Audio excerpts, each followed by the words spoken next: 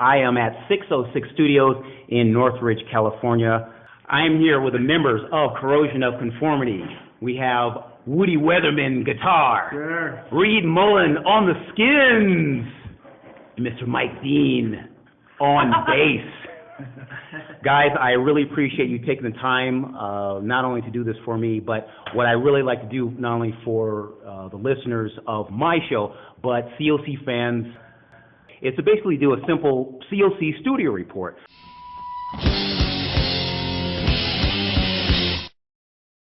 Years and years ago, man. I can't remember that. I can't remember. I don't think it was our first, but it was close to the first. Okay. Yeah, I think our first might have been in '84 when Eric Ike was singing. We were on the Eye for an Eye tour. Mm-hmm. Yeah, because I remember we played the Café de Grand. Café de Grand. And Eric, it was during the Olympics, when y'all had the Olympics here. And they were trying to clear the streets. And I remember El Duce was at the door. And he and Eric Ike, our singer at the time, got in a big brawl. Really? Yeah. Luckily, they're both covered in scar tissue, so nobody got hurt.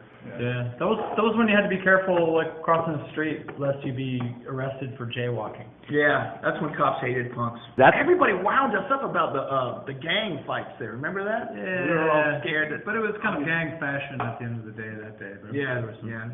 That was the time of the bandana down over your eyebrows and the top button on your flannel, the kind of the suicidal thing. So it was a culture shock thing for us. Not so much the look, but just the sort of random violent attitude. Didn't Possessed play that show? Possessed were awesome. That's the one they drove really down good. from San Francisco. San Francisco in a station wagon with Gloria. Was it Gloria?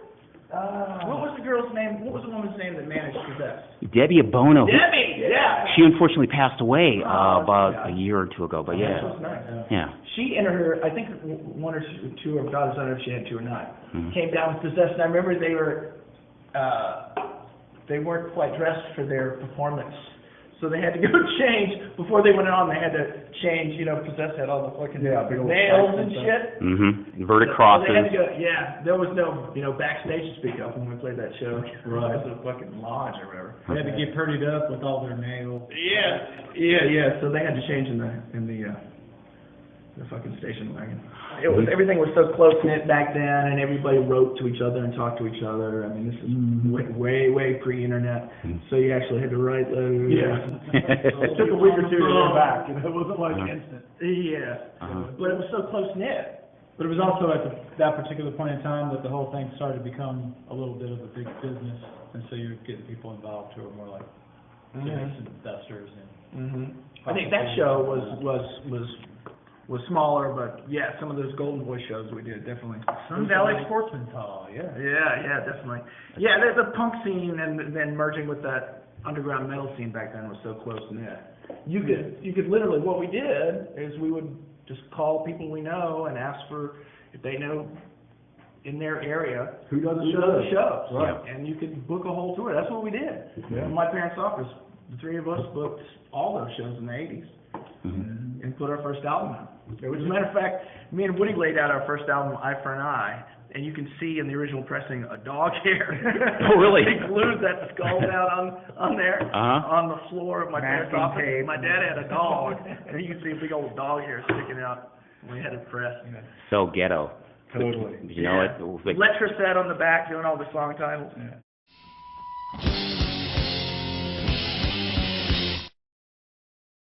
No. Not on this recording, no. Okay. No. Well, he's doing the down thing this summer. Keeping busy with that. Doing some festivals, and a couple of them the same ones we're doing. So maybe we'll jam together. Yeah, that'd be cool. That'd be nice.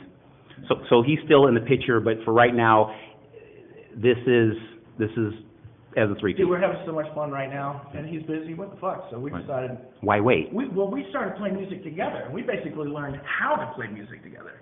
You know what I mean? So when we started doing this last year or whatever, it was so natural, man. We wrote 4 songs in a week. Goes right into it. Yeah. Wanted to make sure that we weren't just doing this nostalgic thing. He was bound and determined. He said, we can't just go out and play, Animosity, Technocracy stuff. So he cracked the whip and said, we got to get these songs together. One of them we barely had. It wasn't until right before we left to do that show that we got this song together. But, and we wanted to have a single, so I tricked him into recording. I tricked him into recording a single. Little Mike Dean Jedi mind trick. Little bastard, yeah. He's good at that though.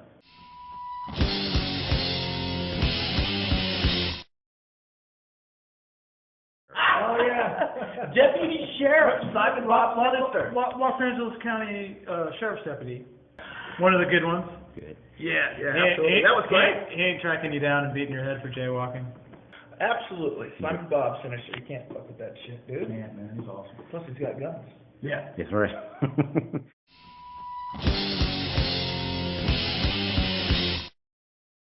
Riffs flow like butter. Riffs are easy. Lyrics are different because when you're like 18 years old coming out and playing that stuff, you actually know everything. You know everything. And like at this point, you're like 40-something years old, you don't actually know everything. So you have to kind of take the long view and sort of do something that's compatible with where you came from as a band or whatever, but do something that's true to where you're at now. So you have to be a little more thoughtful, a little less on the nose, maybe a little more vague. Writing music, like Mike said, it's flowing out. I mean, we learned to play together, and that shit just came out like this. And I think while Pepper was singing there, we didn't play that much fast material. Okay. You know what I mean? And right now we're allowing ourselves to play fast material. You know what I mean? We're kind of the gates are open. We can do whatever the fuck we want.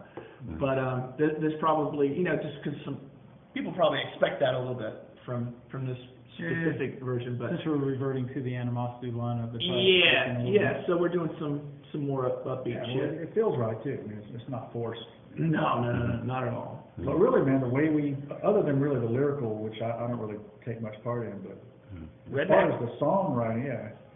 I mean, we've always done it about the same way, Either somebody comes up with the main riff and maybe an entire song, or it's always welcome that somebody else chip in, Yeah. Put their 2 cents in and say, hey, I got a part. Okay, throw it on there. Yeah. So maybe a little better prepared this time than previously.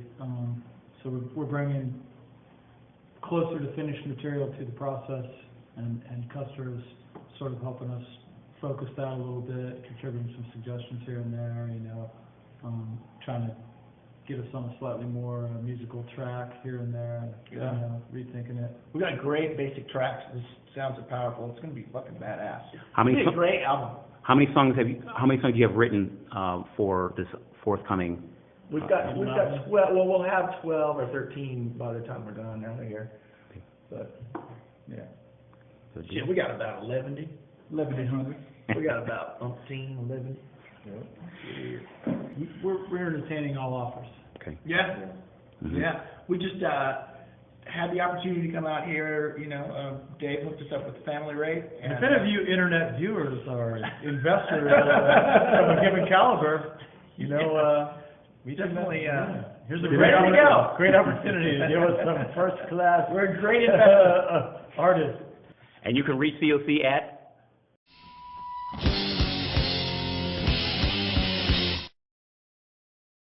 We started DIY, so the situation we're in now is great because we're having a blast. We're making great music.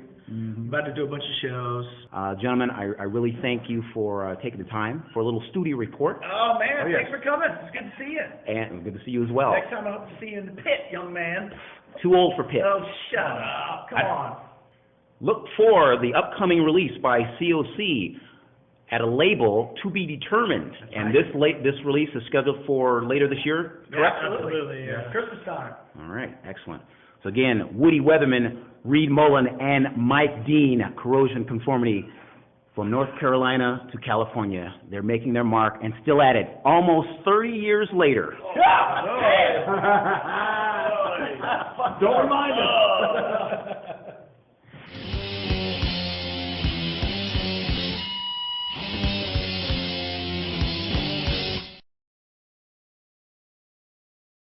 I'm here with the producer, John Custer. He has been a fixture with Corrosion Conformity really since the 1991 release of Blind. John, how the hell are you doing, and how are things going so far? Things are good. Plowing right along. We've got tracks for most of the COC record: guitars, bass, drums. It's it's going really well. Mm-hmm. Now, and over the years, you've seen them as a 3-piece, a 4-piece, 5-piece, and whatnot. What nuances have you noticed with the guys over the years, since you being really an external member of COC? With the 3-piece, they, of course, it was a lot more punk rock. The first show I saw them play, a riot broke out. And then they wanted to get into more of a Black Sabbath influenced rock vein as time went by, and yeah, we did that pretty much throughout the 90s, in the mid to late 90s with Pepper. Mm-hmm. And now they can just kind of draw from all of those influences and do whatever they want. Mm-hmm. So it's sort of a grab bag of all of those things, and they do all of those things really well. So mm-hmm. it's a pleasure to borrow from the different eras of the band. Mm-hmm. And obviously what you bring to the table besides your production skills, being sort of, you know, a facilitator of not only their sound, but song structure as well. Mm-hmm. Yeah, we work on a lot of things in the studio. Sometimes things aren't completely structured and finite, so we allow ourselves to play with the bag of toys we have in the studio, and then kind of with the natural acuities of each member, you know, try to bring those things out in performances as they fit the songs. Mm-hmm. Now, how has the band been able to secure your services each and every single time? Well, I'm I'm a believer. You know, I think bands look for producers who believe in their music as much as they do, and they know that I've been there for them that way. Mm-hmm. And so we have such a long history together. There's no question of that anymore. So mm-hmm. it works out well. And recording here at 606 versus back east, is there any? I mean, basically, is there any different approach you're taking with this forthcoming album than you have with the previous releases with COC? No, this is very much like the way we used to record before in Electric Lady and Sony and Criteria, the studios like that. Mm-hmm. This is very much a throwback to all of that. It's kind of, if it wasn't infused with the funds that are keeping this place going, I don't think a studio like this could survive in today in American Idol America. Yeah. But it's a beautiful thing, all this beautiful gear and a wonderful console and all of that. It's a treat. Put it to good use. Yeah. Good use. Well, I definitely enjoyed what I heard so far on the playback, and I look forward to this forthcoming release by COC, and really it's a pleasure to meet you. And since you've been at the helm, like I said, for going on over 20 years now, you definitely know the guys, and it's going to be, I really hope, good things for this release. So, well, thanks. There we have it. Again, Pure Rockers, John Custer behind the helms for Corrosion of Conformity.